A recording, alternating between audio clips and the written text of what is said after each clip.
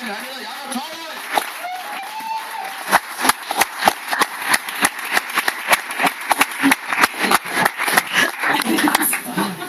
Permanent. Fra fødslen. Det var fint. Nyder I det? Var det godt? Var det lige så godt for... Nå. Der skal ske noget specielt nu. Indendørs fyrværkeri. Har I taget jeres hjelm med? Så man jo skal bruge mod fyrværkeri. Så man kender det alle fyrværkerireklamer. Husk hjelm, så frem i fald, at du lige falder, mens du tænder raket. Okay, men der sidder simpelthen 2 mennesker i vandet. Det vidste jeg, og I sidder med benene i vandet. Altså, vi sopper. Det er hyggeligt. Det har jeg aldrig forstået, man gør. Skal vi ikke tage til havet og soppe? Der må du kraftedeme bestemme, om du vil svømme eller ej. Ej, nu skal vi hjem. Svømme for helvede. Jeg tror, det er noget, mænd har opfundet. Fordi der kommer bare et punkt, hvor man ikke har lyst til at gå videre. Der skulle helst gerne være 38 grader, og så er 17, hvilket er ret varmt på vandet. Og kæft, hvor kan man gå på tæer, når man er på vej ud i vandet? Er det ikke rigtig drenge der? Så.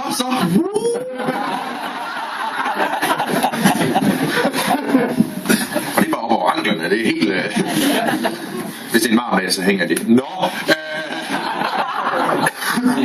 Det, der skal ske nu, det er simpelthen, at nogle gange... Så skal... Hvad skriver du så? Det er bare Chanel. Ja, det er mig støtning. Kom nu. Jeg skriver det, hilse mig. Og nu kan jeg se, hvad du har skrevet. Ja. 25, 30, 14, 20. Det er bare noget, jeg står ved på. Jeanette, min skat. Jeg vil gerne læse et digt op for jer. Der hedder Jeanette, min skat. Ja. Det var super skønt, skat. Du kan tro, verden lagde mærke til, at du var gået.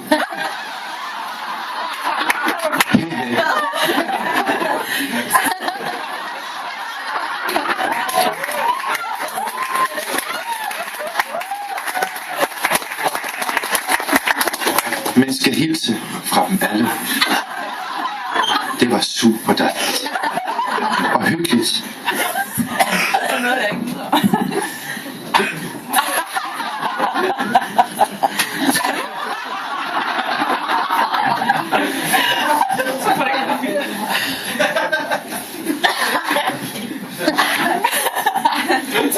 Snake. Måden som du rørte ved mig.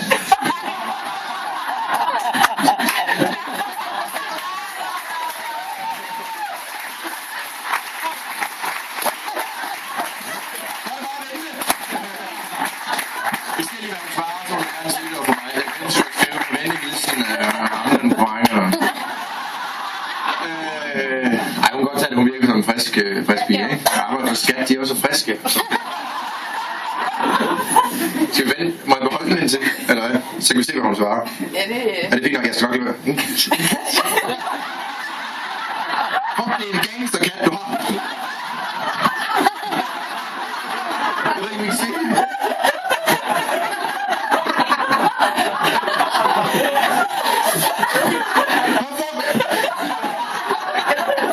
Kigger du på mit korn?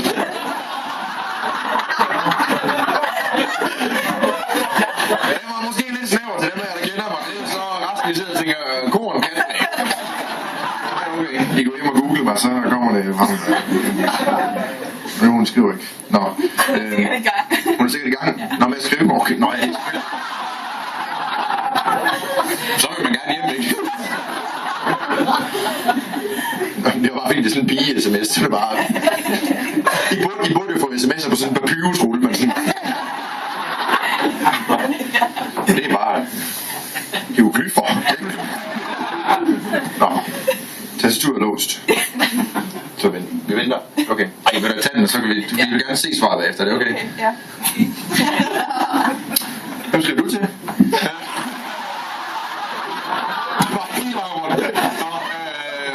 Det skal I kraftigt søde. Det, der skal ske nu, det er, at det jo nogle gange på det her stand-up-scener, så kommer der nogen, der gerne vil prøve at lave stand-up for allerførste gang. Og det skal I opleve nu. Og det kan I jo måske om 20 år. Som regel er det ret specielt. Nogle gange er det pissehamrende godt, og andre gange er det... De fleste gange er det... Men de fleste vil kategorisere som spændende. Men jeg har gode forventninger. Det er en kvinde, så...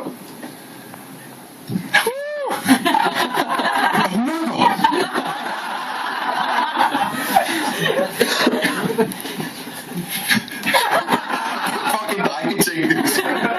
Pia, hun er virkelig sød. Det er også bare det mest forfærdelige ved vores iPhones og alt det pisse der. Men jeg har sådan en super sød veninde. Jeg ved hun, okay? Facebook. Hun virker som nar. Her, i ansigtet. Det er jo skrækkeligt, men det er fucking skrækkeligt. Nå, men jeg skal heller ikke stå på det med faktisk. Det der sker, det er, at der kommer en debutant, og det kræver lidt ekstra, ja. Det kræver, at I er lidt mere søde ved hende, fordi det er hendes første gang, hun nogensinde optræder med stand-up comedy. Hun har lavet lidt strip før, men... juststrip.dk det tror jeg ikke, det ved jeg ikke, hun har. Jeg har lige hyret en. Jeg sidder alene hjemme på sådan en. Nå, det er da en kedelig lørdag aften.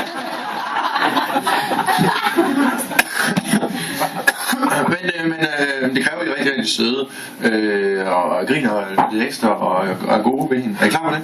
Ja.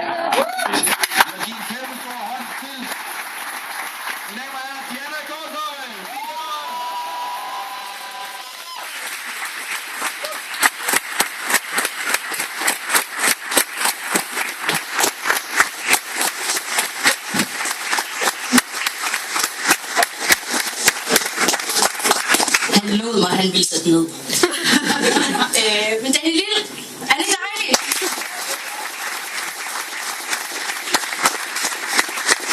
Det er utroligt, så høj en mand kan være så høj uden at være højrøget. Jeg snakkede med en kammerat tidligere om det at skulle op. Og så siger han, bare rolig, det bliver super, bare vis mig, hvor fed du er. Så jeg planlagde den, der kom hen i nøglen. Nej, det kan jeg sgu ikke. Det er da fandme for koldt til. Jeg var også til audition på Hobbiten for noget tid siden. Jeg tænkte, det var lige mig. Jeg har højden. De var ikke enige. Jeg har meget hår på tæerne. Men som sagt, så normalt så står jeg ikke heroppe. Jeg plejer at sidde lige der. Jeg går ikke i gaden og sådan noget, for det er ikke mig. Men jeg ryster. Bare lige sådan lidt. Jeg plejer at sidde dernede, og jeg går ikke i gaden, men hvis der er comedy eller min favorit musiker, Martin Kantor var på, så er jeg der. Så er jeg næsten fast i inventar. Jeg står stadigvæk og ryster.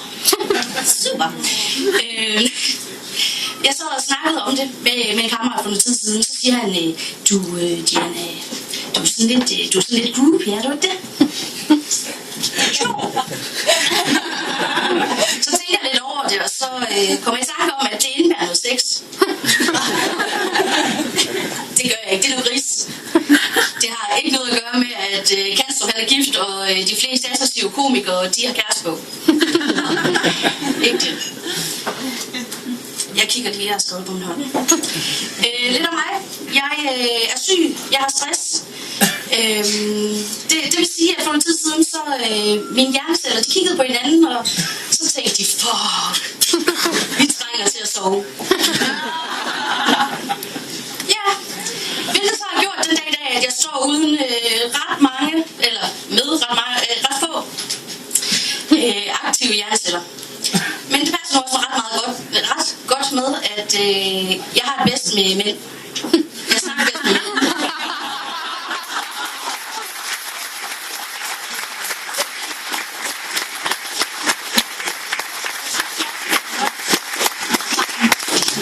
Det passer ret godt, fordi de aktive hjerneceller, jeg er tilbage, det er omtrent dem, mænd starter ud med.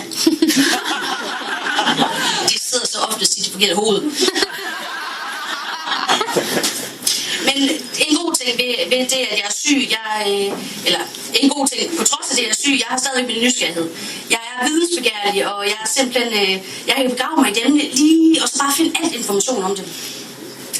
Det snakker som en eller anden gut om, og så kommer jeg til at sige til ham, at jeg kan blive utrolig fascineret af meget små ting. Det betød så, at et øjeblik senere, så stod jeg med bukserne nede og manglerne, og så siger jeg, så vil du gå lige denne her.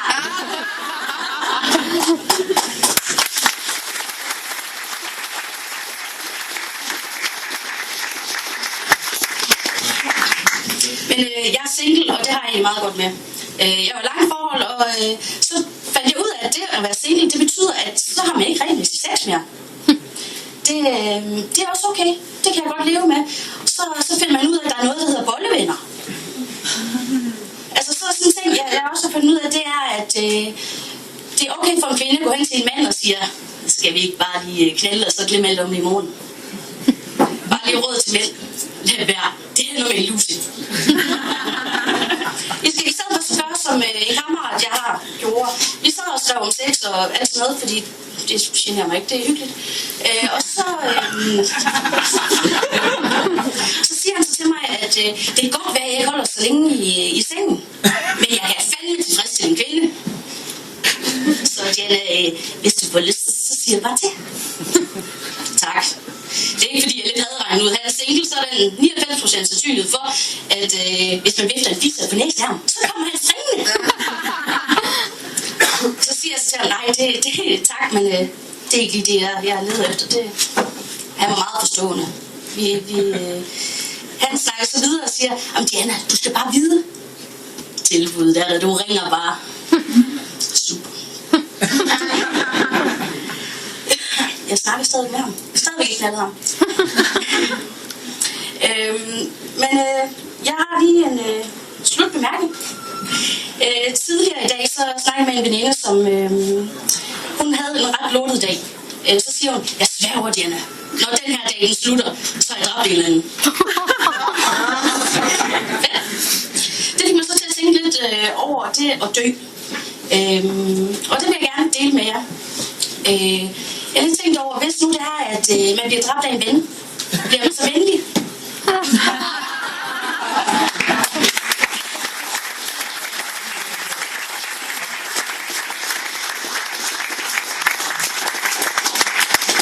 Hvis man bliver dræbt af en bager med en klump dej, bliver man så dejlig. Hvis man bliver... hvis mordvåbnet det er en bog, bliver man så boglig. Hvis man bliver boet af et hus, bliver man så huslig. Men den sidste her, den tænker jeg så, om jeg skulle dø. Fordi jeg tænker lidt over, hvis man lider meget, når man dør, så må man da blive liderlig.